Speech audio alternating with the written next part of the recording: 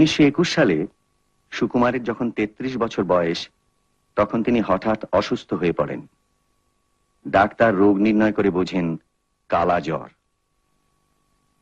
সেই বছরই সুপ্রভার একটি পুত্র সন্তান জন্মায়, যার নামকরণ হয় সত্যজিৎ। সুকুমার এই অসুখের মধ্যেই সন্দেশের জন্য লেখা এবং আঁকার কাজ চালিয়ে যান। হযবরল এই সময়েরই রচনা। সুকুমারের হাস্যরসের অন্যতম শ্রেষ্ঠ নিদর্শন এই খাঁটি বাংলা রচনাটির প্রেরণা এসেছিল লুইস ক্যারলের অ্যালিস ইন ওয়ান্ডারল্যান্ড থেকে। হযবরলর জগৎ হল স্বপ্নের জগৎ।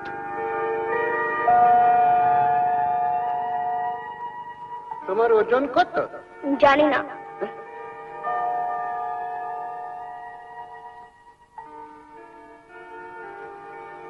আড়াইশে। সে কি? পটলা রজনী তো 21। সে আমার চাইতে 1.5 বছরের ছোট। তোমাদের হিসেব অন্যরকম। লিখে নাও, ওজন 2.5, বয়স 37।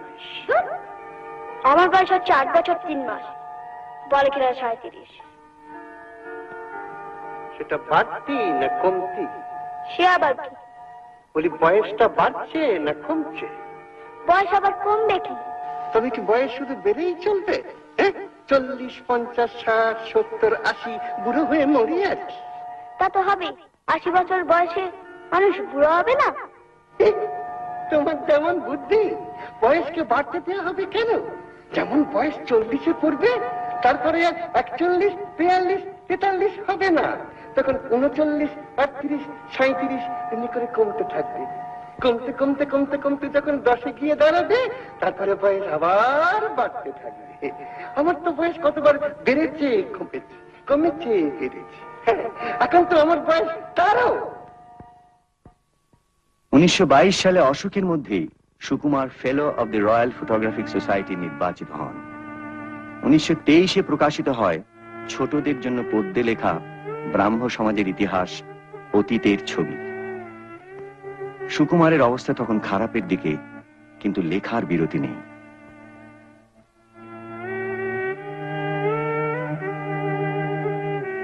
মুদ্রণ শিল্প সম্বন্ধে নোট লেখা চলেছে।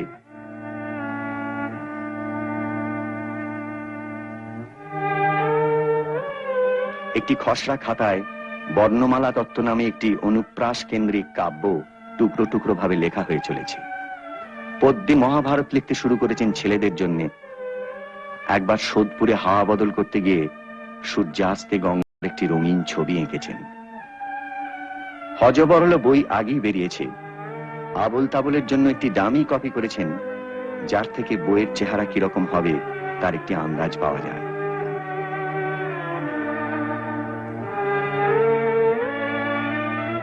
বইয়ের রঙিন মলাটও আঁকা হয়ে গেছে। ছাপা অবস্থায় আবল তাবল সুকুমার দেখে যেতে পারেননি। আবল তাবলের শেষ কবিতায় তিনি স্পষ্টই বুঝিয়ে দিয়েছিলেন যে তিনি আর বেশি দিন ইহজগতে নেই। এতে তিনি বলেছেন, আজকে দাদা যাবার আগে বলবো যা মোর চিত্তে লাগে, নাই বা তাহার অর্থ হোক, নাই বা বুঝুক বেবাক লোক, আপনাকে আজ আপন হতে ভাসিয়ে দিলাম খেয়াল স্রোতে, ছুটলে কথা থামায় কে, আজকে ঠেকায় আমায় কে। আর শেষ দুটি পংক্তি হলো, ঘনিয়ে এলো ঘুমের ঘোর, গানের পালা সাঙ্গ মোর। সুকুমারের রোগের শেষ পর্যায়ে রবীন্দ্রনাথ তাকে দেখতে এসে গান শুনিয়ে গিয়েছিলেন। 1923-এর 10ই সেপ্টেম্বর কলকাতায় ভূমিকম্প হয়। সেই দিনই সকালে 2.5 বছর কঠিন রোগের সঙ্গে সংগ্রাম করে 36 বছর বয়সে সুকুমার শেষ নিঃশ্বাস ত্যাগ করেন।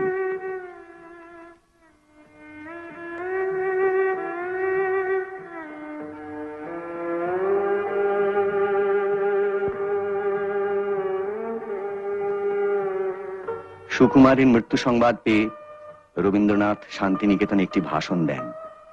তাতে তিনি বলেন, আমি অনেক মৃত্যু দেখেছি, কিন্তু এই অল্প বয়স্ক যুবকের মতো অল্পকালের আয়ুটিকে নিয়ে মৃত্যুর সামনে দাঁড়িয়ে এমন নিষ্ঠার সঙ্গে অমৃতময় পুরুষকে অর্ঘ্যদান করতে প্রায় আর কাউকে দেখিনি।